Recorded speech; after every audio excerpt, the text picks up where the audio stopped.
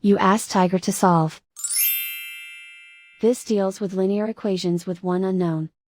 The final result is x equals 6. Let's solve it step by step. Group all constants on the right side of the equation. Subtract 5 from both sides. Simplify the arithmetic.